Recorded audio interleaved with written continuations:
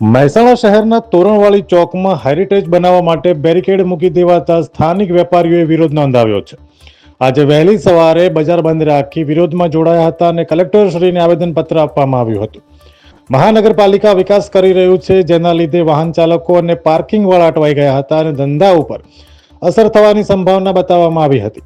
આજે સવારે મૌન રેલી યોજી આવેદનપત્ર આપી રસ્તો બંધ કરવા મામલે ફરી વિચારણા કરવા વિરોધ બતાવ્યો હતો। એક વેપારીએ જણાવ્યું હતું કે નો વ્હીકલ ઝોન જાહેર થવાથી નાના વેપારીઓ અને ખાણીપીણીના ધંધા ઉપર માઠી અસર જોવા મળી શકે છે।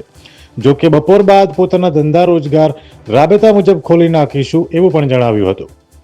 Bureau report, Mehsana.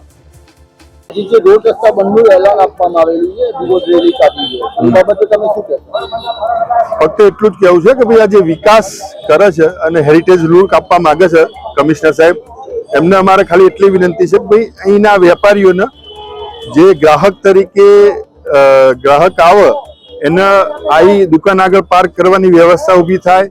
અહીંથી જે 7 રોડ રસ્તા છે એના જે એક્સેસ બંધ કરી દીધા છે તો અહીં ટ્રાફિકની સમસ્યા વિકટ બની જાય અને અમે અહીં આગળ વેપારી તરીકે જે સાધન લઈને આવીએ એ અમારું ક્યાં પાર્ક કરીએ? કમસે કમ 2000 લોકો એવા છે કે રોજ સવારે તોણી માતા ચોકના આજુબાજુના અંદર આવીએ છીએ અને પોતાનું સાધન ક્યાંક ને ક્યાંક પરાણે પાર્ક કરીએ છીએ।